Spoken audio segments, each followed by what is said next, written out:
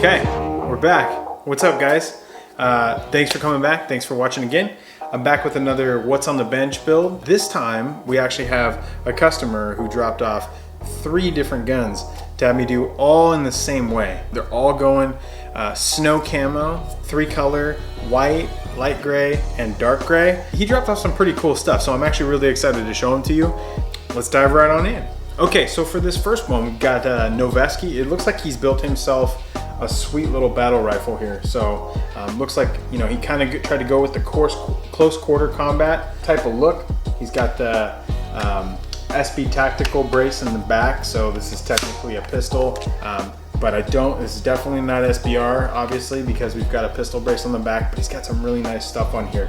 Gun number 1 of a 3-gun series that's getting done in that snow camo in white, like I said, light gray, and then a dark gray, and it's going to be blended, a blurred camo.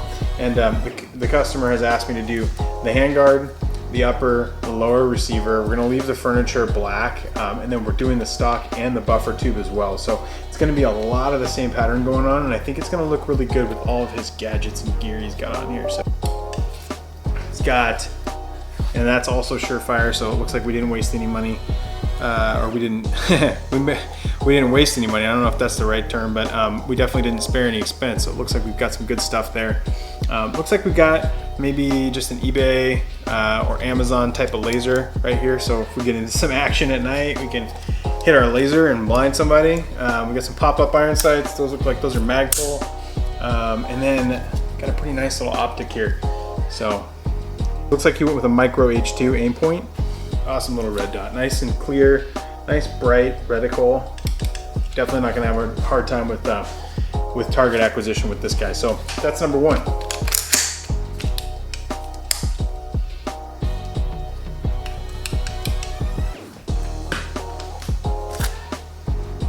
Gun number 2 is something I used to own, actually. This is a Keltec KSG. I know you've seen this. I know you've seen it hanging on your gun shop walls, and you've always wondered what's it like to own a bullpup. Obviously, this is one of the more affordable bullpups out there on the market.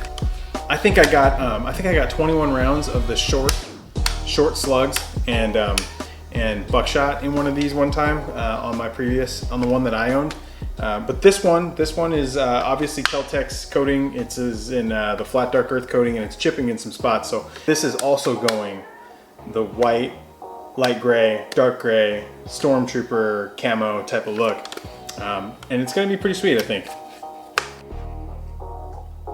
Okay, so first things first, I've totally underestimated how long it takes to make these videos. So just even flipping the camera over, it takes a couple minutes, and you know, I gotta get it all set up. And now I'm noticing that my boom arm and my audio capture device is in the shot, so that's too bad, but that's all right. You guys will bear with me. We're just getting started here on the channel. So yeah, I just wanted to show you a couple of the reasons why this customer dropped this thing off. So right here, you can see that we've got some chipping and some fading in the actual coating. This is Cerakote, but it's done from the factory, and who knows how long this customer's had this and how many rounds this thing's been through. But you can see where coming off on the actual magazine tube, and you know, even the magazine tubes look like they could use some refreshing. So I might actually spray those for him just to make this thing look nice when it's all done. Flip it over, you can see he's got some of the similar wear, and this might just be from where he's been touching it as he's shooting and charging it. So who knows, but the rest of it looks okay. I would say that the coating, even from the factory, I don't think is as good as what you're gonna see this thing come out as once it leaves my shop. So cool bullpup. He's got the Trigicon MRO on there, so that's a good one for a shotgun. I think it's got a really big target acquisition window, and I think it's pretty bright, so this works good. Got a little Surefire XO1 on the front for a light. That's an interesting choice in the positioning on this thing. So I would have thought he'd have it down here below. And I'm actually going to let him know too, on these KSGs, you definitely want to have a forward hand stop. And there's pictures all over the internet of guys blowing their fingertips off with this thing. So half the reason I got rid of it. So that's the Keltec KSG, and now we've got the Hush Puppy Project G19. Looks like he's got the Hush Puppy system on this thing. So, Hush Puppy Project. Stop looking at my face, camera. Baton Rouge, Louisiana. Why can't I say this? Baton Rouge, Louisiana. No offense to anybody from there. I don't know why I can't talk today. But that thing comes with its own can and its own barrel system. I think this is supposed to be just deadly silent. We'll see what this thing's all about. But yeah, cool little build. It's got a couple fun things on there, but also going Stormtrooper camo. So this thing should turn out good. He wants the whole frame and the slide done. I don't know about this barrel. I think he's probably gonna keep that just because I think that's a pretty desirable barrel that he's got there. Looks like he's got the Ameriglow suppressor height sights on there. Yeah, this should be a cool kit all together. I think this, along with the KSG, all in the same color, I think it's gonna be looking good. So that's the what's on the bench for this week. 3 things in one. I think this is gonna be a really cool one. It's gonna be a set. I'll try to do some good pictures. Make sure you guys ask questions. If you have any, I'll try to follow along with some of the comments as we take these things apart and put them back together. So tune in. Thanks. I don't have a ton for you guys this week, but I did want to give you an update on the Noveske in white snow camo. Clearly, obviously, white is going to be snow camo. I mean, what am I talking about here? But the snow camo build is all done. And this thing turned out pretty awesome. I mean, even the mags, got the mags done. A lot of guys will coat way up on top of the mags. There's really no reason to do that. You're going to be all in there, covering half of it with the mag well anyways. But yeah, this thing turned out great. Plan on giving you a little quick close-up of the whole thing, but yeah, I'm impressed.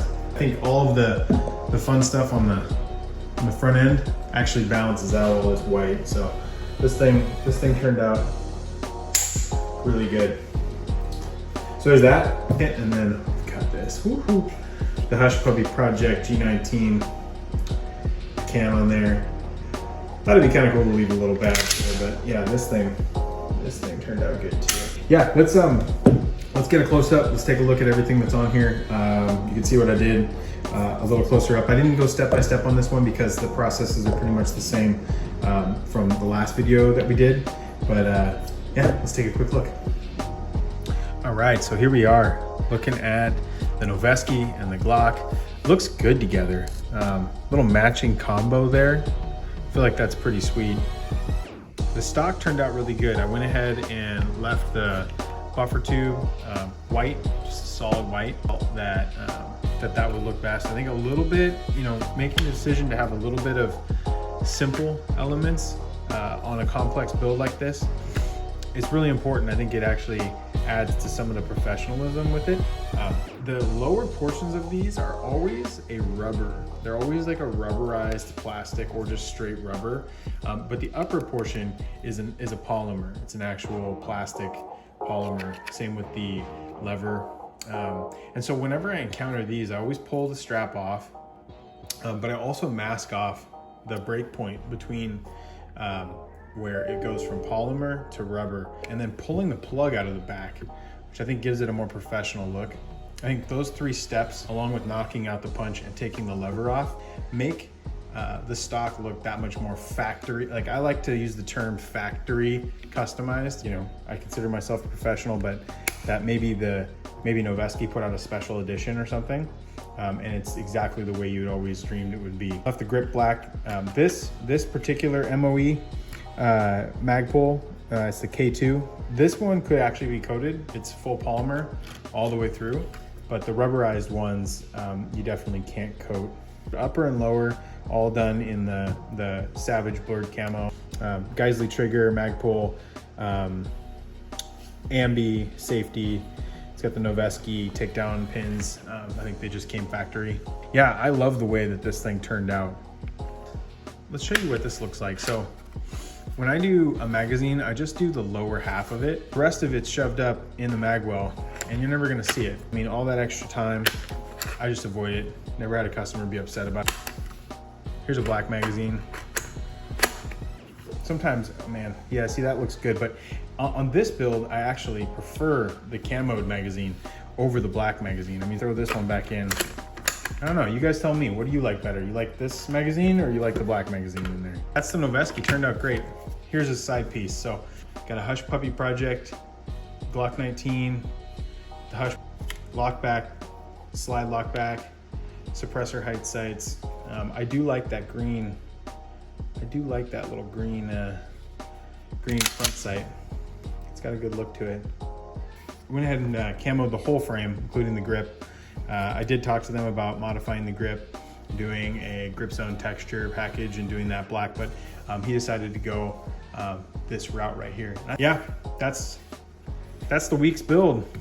That's the what's on the bench for this week. That's all I got for you guys this time. Appreciate it.